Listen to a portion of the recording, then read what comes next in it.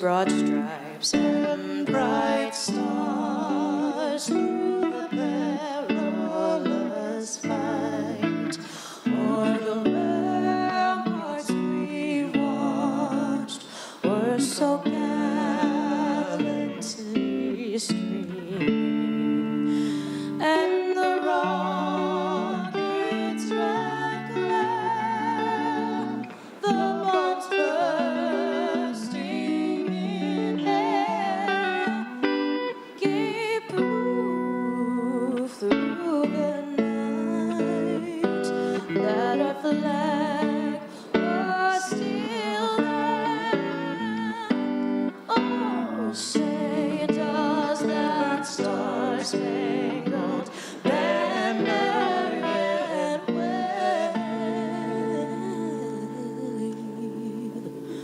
o'er the land of the free and the home of the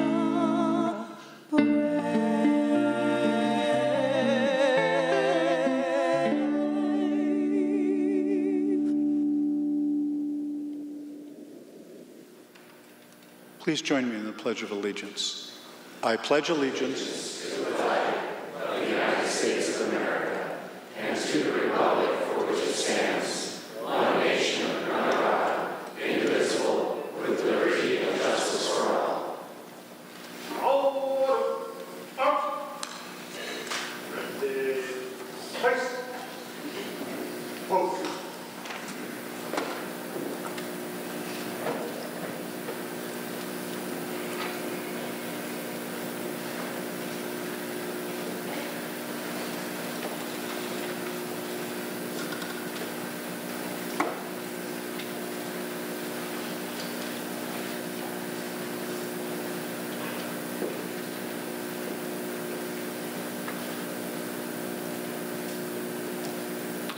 The prayer will be offered today by the Reverend D. Eisenhower of Eagle Harbor Congregational Church on Bainbridge Island.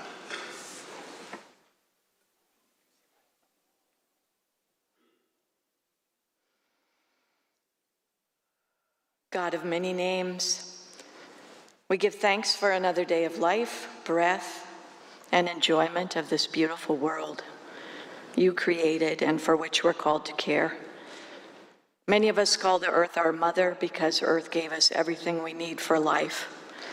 And earth continually nurtures and blesses us with food, air, water, companions, and beauty. We get so used to being blessed by these daily gifts, we sometimes forget to be thankful. Help us be grounded in gratitude for the earth that mothers us from our first breath to our last. Grounded in gratitude, may we be good caretakers of our home place, Washington, which we love like no other place. Help us meet the challenge of climate change as we would meet the challenge of failing health of our own mothers, with tenderness, focus, and competence. Holy One, one of the natural beauties that never ceases to thrill us is the sight of a rainbow arching through the skies.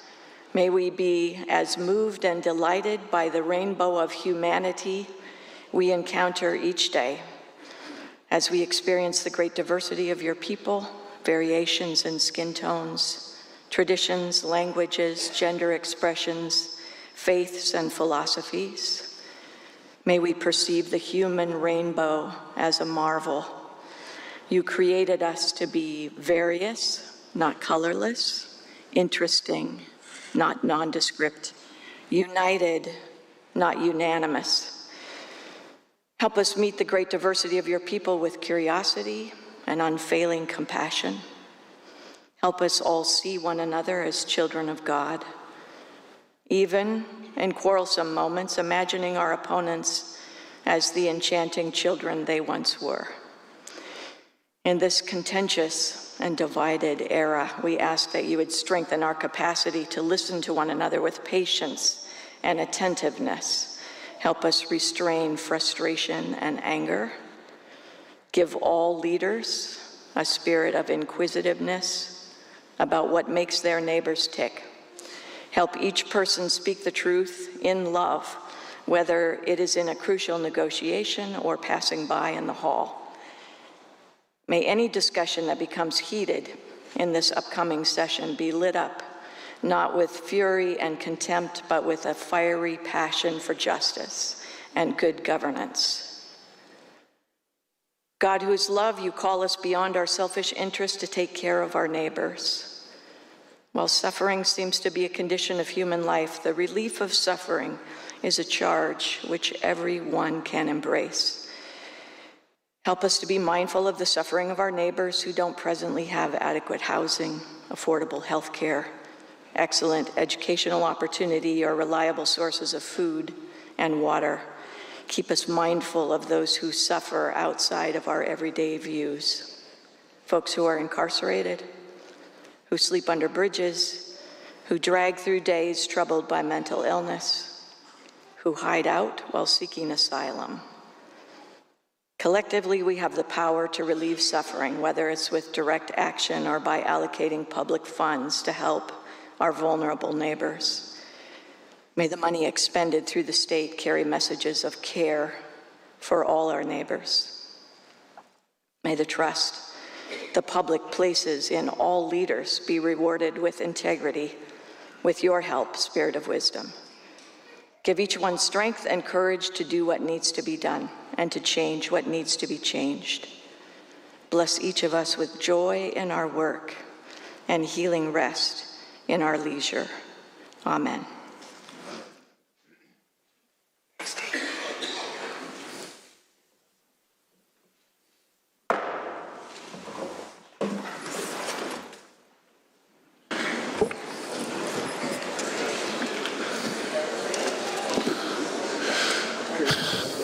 It is now my pleasure to introduce the Honorable Jay Inslee, Governor of the State of Washington.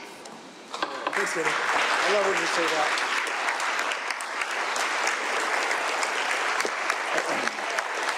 Thank you. Thank you. Thank you. Thank you.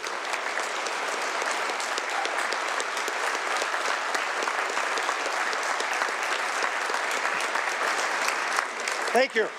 Thank you. Good afternoon.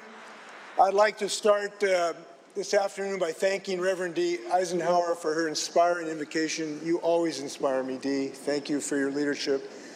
Shayla Rose McCarthy and Bobby Ray. Wasn't that wonderful harmony? Let's bring some harmony to this discussion. I just loved it. And for the University of Washington Huskies, who gave us an incredible season. That was an amazing season.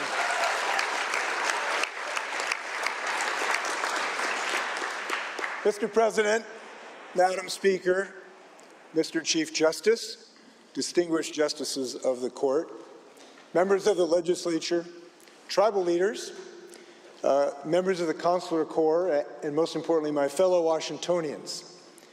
I come to you as a governor, as a granddad, and as a Washingtonian. And I want to start by thanking you and your families for their contribution to our mutual efforts. My staff and their families also deserve credit as well, particularly my family, and a very special person to me, Trudy. I love seeing the child care center she inspired us to build for our capital families. And that's among many causes she's advocated for as first spouse.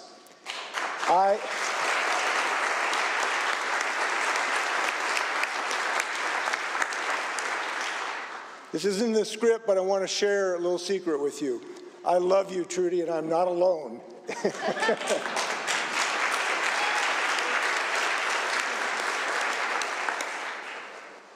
So let's cut to the chase. I am happy to report that we have been, we are, and we will always be the strongest state in the nation. In fact, the state of our state is stronger than ever. For over a decade, we have advanced nation-leading policies to support working families. We've grown our economy. We've acted boldly to protect our state's iconic places and salmon. We've advanced equity. We've built more housing. We have fought for a woman's right to choose. And we have ushered in a clean energy economy. In an era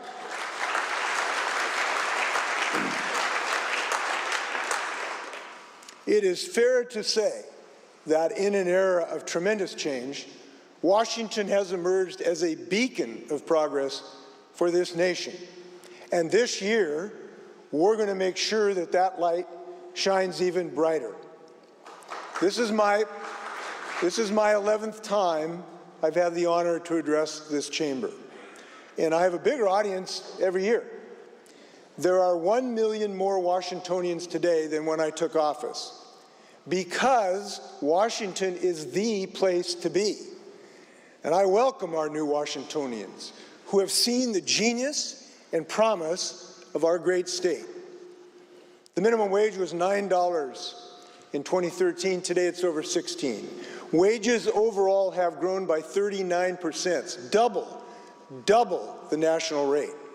Our GDP has grown 45%, from $528 billion in 2013 to $768 billion today. And we should be proud of this. We are among the very few states that rank as both a top state for business and workers. We've done some great work.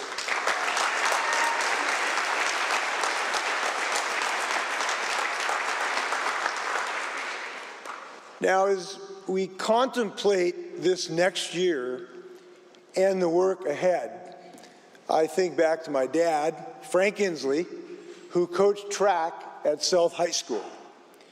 He told his runners to imagine the finish line was actually 10 yards beyond the tape. He wanted to make sure that his runners wouldn't let up before the race was over. My dad always said, and this sticks with me, fellas, run through the tape. We are going to run through the tape this year. And just as I know you'll give this state your best work, I'll give it mine. So this is not a farewell speech. These are not famous last words. I'm not riding into the sunset. Winston Churchill said, "This is not time for ease and comfort. It is time to dare and endure." So we will not relent to our greatest challenges. We will not go backwards. This is both the evergreen state and it is the ever forward state, and we should be proud of that. We're going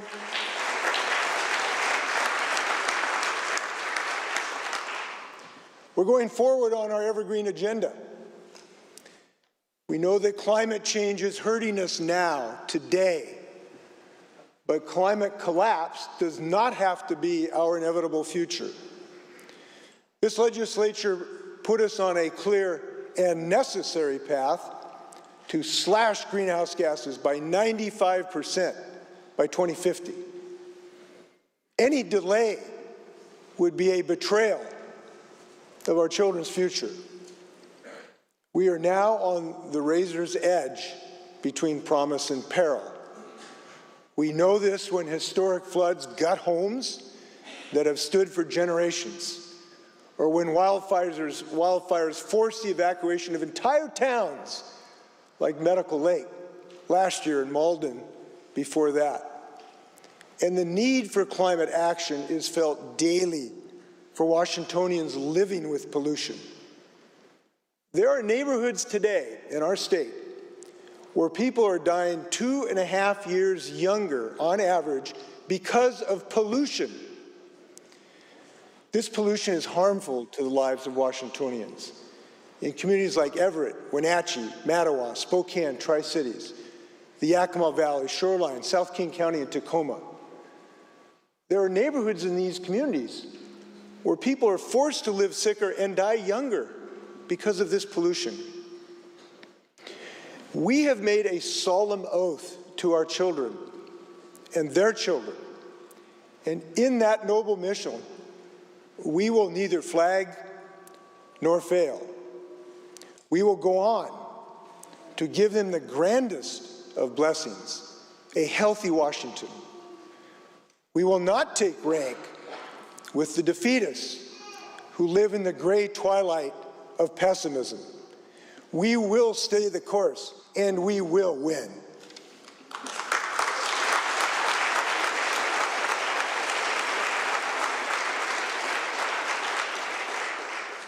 Thanks to this legislator's budget priorities and the Climate Commitment Act, we can help more people like Elisa Garcia, a farm worker in Toppenish. Her home was one of 32 in Yakima County that had rooftop solar installed thanks to a state program specifically geared towards farm workers. Her home now produces 100% of its energy from her own roof. Her family's energy bills are zero, and it would not have been possible without this legislature. Elisa and her daughter Jasmine are here today. Thank you for inspiring us. Many people will follow in your footsteps. Thank you for what you're doing, Elisa.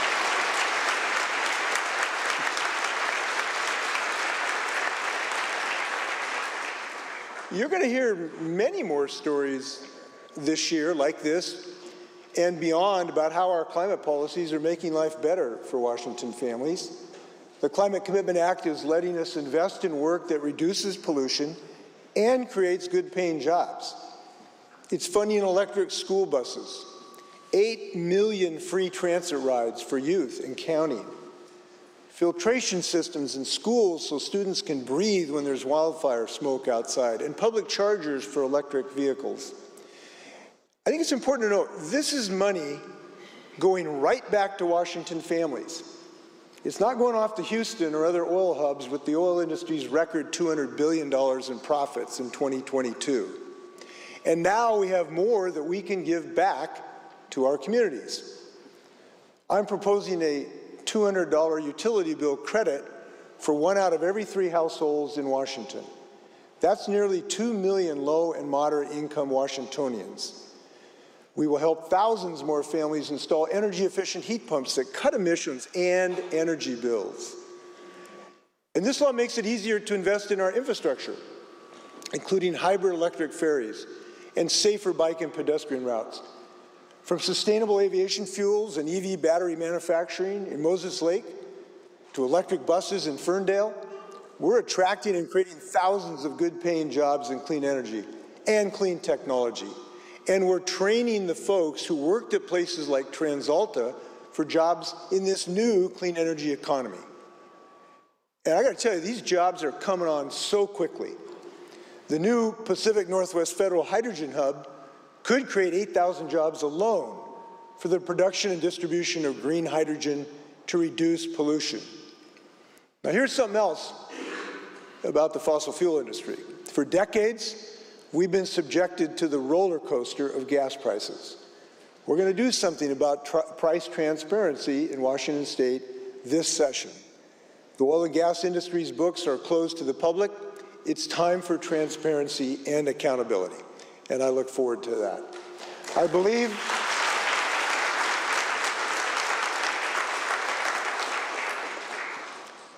this legislature is capable of even more extraordinary achievements on top of these, because I've seen it happen every year I've been here.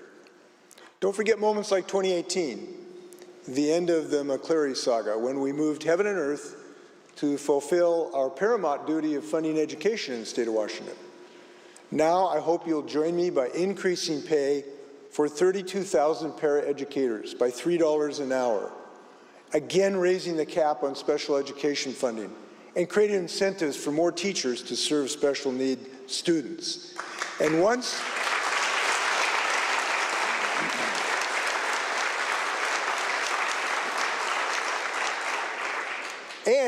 students have graduated, they now have more pathways to success than ever.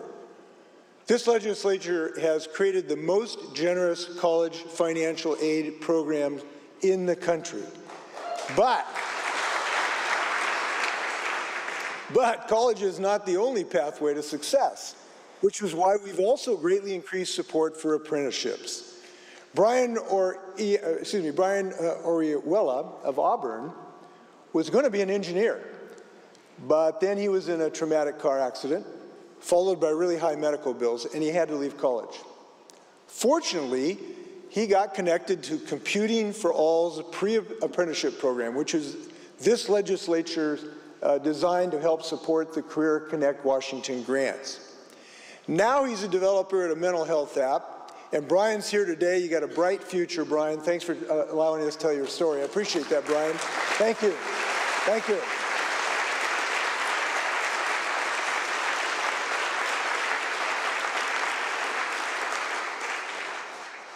Well, this legislature cares about people. I know that because what you've done. This state saved thousands and thousands of lives when COVID struck. We are now just one of a handful of states with the tools to curb excessive drug costs. We have more ways to grow our healthcare workforce. We've passed the nation's best paid family medical leave program. In fact, I heard a story about this just the other day. I biked up to the Town and Country Market on Bainbridge. I went up to get some maple bars for my grandkids. This woman behind the counter said, "Governor, I have to tell you something." Now, my fellow electors know when you hear a constituent say that, something cryptic, you could be in for anything, right? So I was prepared.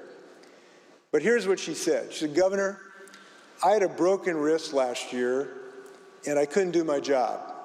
And the only thing that kept my family afloat was the paid family medical leave law. And I really hope you are having those conversations in your districts as well, because your policies are making an enormous difference in people's lives. And now we've got more work to do. Protecting access to health care is helping Washingtonians like Sheena and John Wilson from Mount Vernon. Sheena's husband, John, was diagnosed with cancer. They expected their health care costs would go up to $3,000 a month until she accessed the benefits of our Cascade Care public option. Her family now pays just $108 a month, and the most they'll pay out of pocket this year for her husband's cancer treatment is $2,500. John and Sheena are here today. They're an example of your work. John and Sheena, thank you for allowing us to tell your story. We appreciate that, John and Sheena.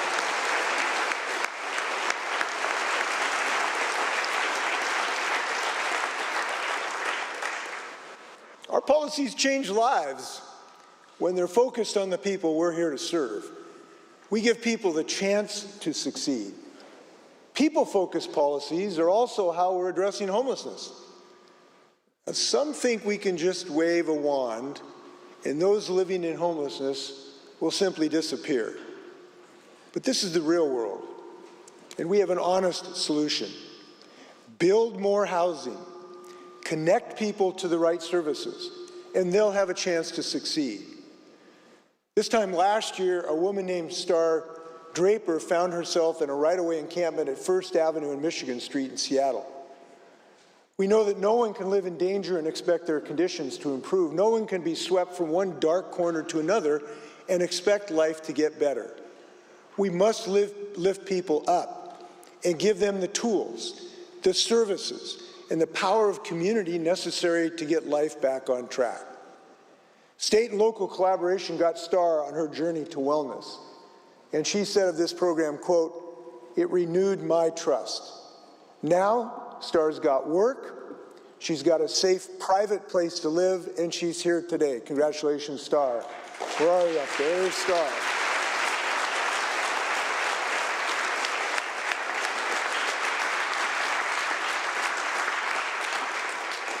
Washingtonians can see that dozens of encampments along our highways are no longer there. And we need to know that that will continue only if we make additional necessary investments. And they're going to see thousands more new housing units thanks to your work as well. I want to thank this legislature for going big on housing last session and trusting that it was a necessary decision to put just under $1 billion toward new housing already this biennium. These aren't the only ways we're making life safer for Washingtonians while I've been in office. We all want to take steps to increase public safety. And in that regard, it's not just one solution, but many. This legislature was bold enough to stand up to the NRA and pass some of the best gun reforms in Washington. And it did not matter how many defeats we had to take. We finally banned assault weapons in this state. Gun reform is public safety in the state of Washington.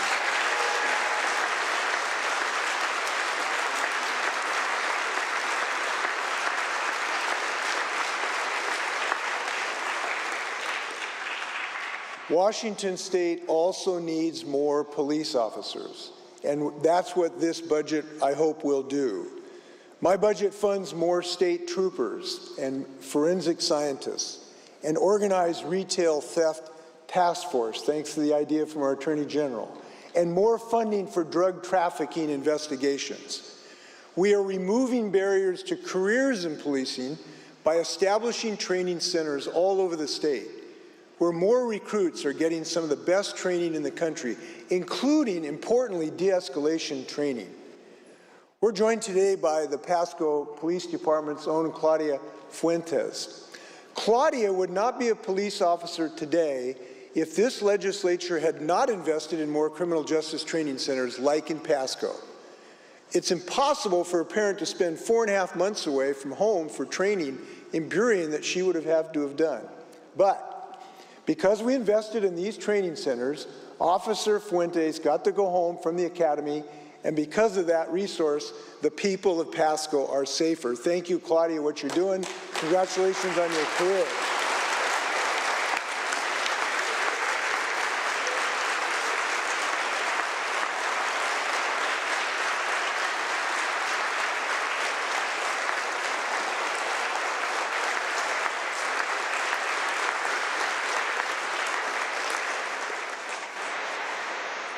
Now, we all know we must also continue improving behavioral health services in our state.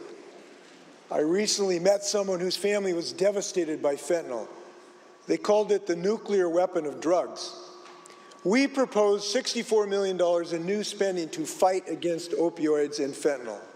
We're going to invest in education, community health hubs, overdose prevention, treatment access, and recovery supports. We're going to support people with stories like Holly Edwards. Holly's a member of the Swinomish tribe whose life languished in addiction to meth and heroin before she got help at local resource centers. Holly got her life back, and she's now herself a recovery counselor helping people on the same journey at the Swinomish Wellness Center in Anacortes. Holly is here today, and I want to thank her and the Swinomish for helping not just tribal members, but our whole community. Thank you, Holly, and what the Swinomish people are doing. Really appreciate it.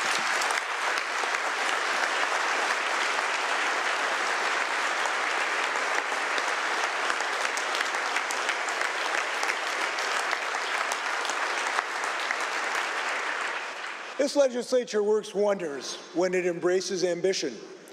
We've passed the 2 biggest transportation funding packages in state history during my time in office, Connecting Washington and Move Ahead Washington. Yet we know we still face questions about how to meet our ambitions. Now, I don't expect we're going to have all the answers to that this year, but there are things we can do in the next 60 days, including helping our ferry system. We're already investing in cleaner, more efficient ferries, and I've directed the state ferries to look for any way they can to expedite boat construction. But we also must do everything we can to increase staffing. I've proposed several things to help us do that. I hope you'll pass those measures as well. We need it in the state of Washington. Now, we've pursued some of the most transformative policies in the nation while I've been in this position. For example, I'm proud the leaders of our state are under no illusion that social justice issues were somehow settled 60 years ago with the passage of the Civil Rights Act.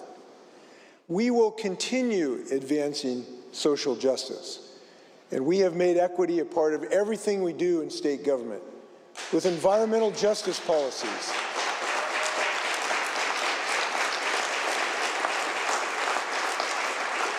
We've done so with environmental justice policies like the HEAL Act and a new agency, the Office of Equity.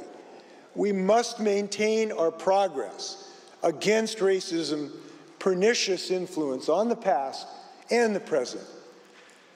The genius of America, I believe, is that we can recognize that we're not yet in a state of perfection, but we will always work to form a more perfect union.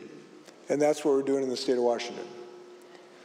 Before I close, I want to say that there are two grave threats in the United States and unfortunately in our state today. One threat is to the very basic tenets and blessings of democracy. The other is the ongoing assault on a woman's right of choice. We have not forgotten the U.S. Supreme Court's frightening decision to eliminate Roe v. Wade. Fundamentally, this is an issue of freedom. Freedom of choice when facing one of the most intimate and personal decisions in life. Most in this room are committed to protecting that right, but none of us are going to hold these seats forever. We must face the harsh reality that there are forces in our nation and in our own state intent on destroying the right of choice. We need to join 8 other states like Ohio, Alaska, and Illinois. We need to enshrine reproductive freedom in our Constitution and pass a constitutional amendment protecting the right of choice this year. And I hope to work with you to get that done.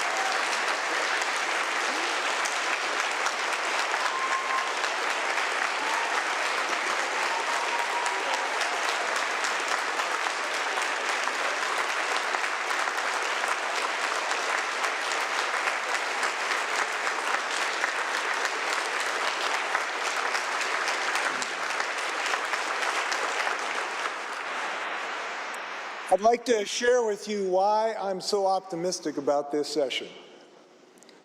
If I've learned anything with each subsequent legislative session, it's that Washingtonians are always capable of doing more than others thought we could. When I took office, we had audacious goals that defied the odds, that have become reality. I had confidence we could tackle these challenges because I've always believed in the unique talent and ambitions of Washingtonians.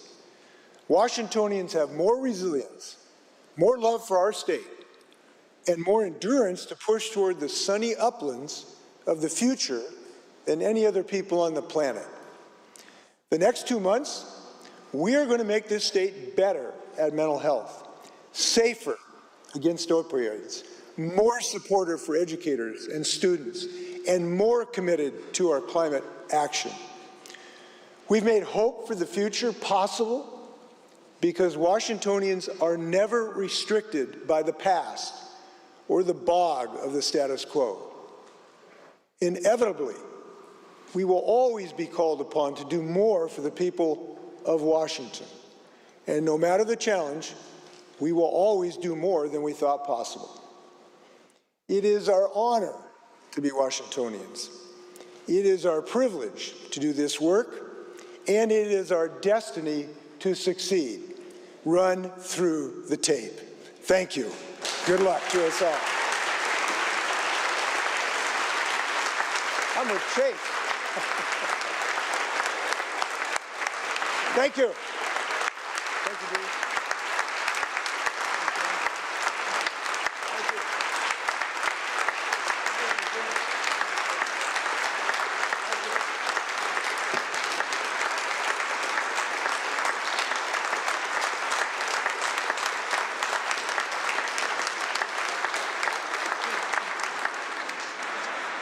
Thank you, Governor Inslee, very much. Will the committee come forward and escort Governor Inslee from the House chamber, Representatives Connors and Fitzgibbon, and Senators Fortunato and Kaufman?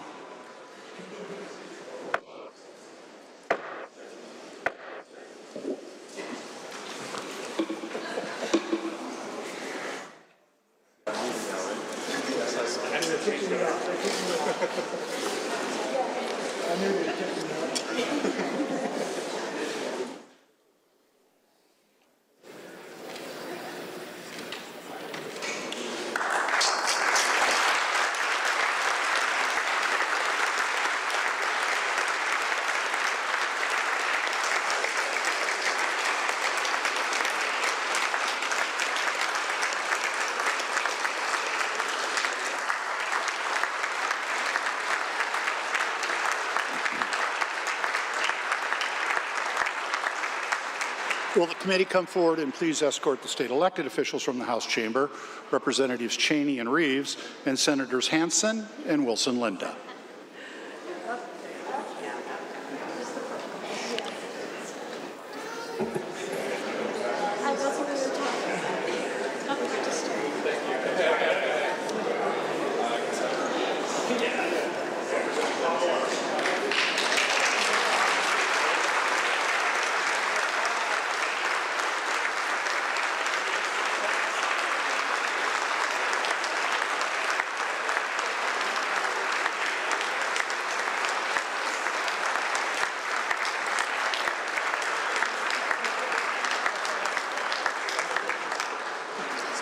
Will the committee come forward and please escort the Supreme Court justices from the House chamber, Representatives Alvarado and Bernard, and Senators Torres and Trudeau.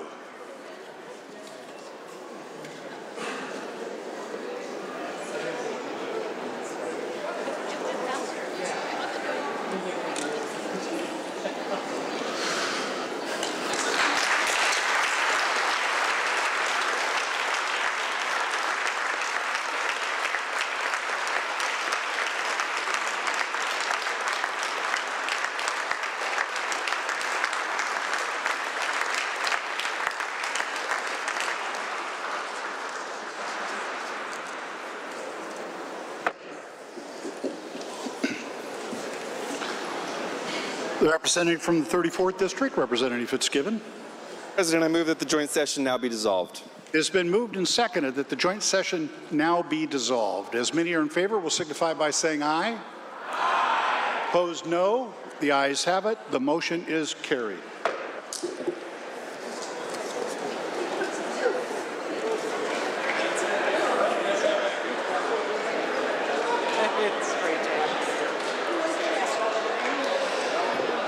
Will the Sergeant-at-Arms of the House and the Sergeant-at-Arms of the Senate please come forward and escort President of the Senate Denny Heck and the honorable members of the Washington State Senate from the House chambers?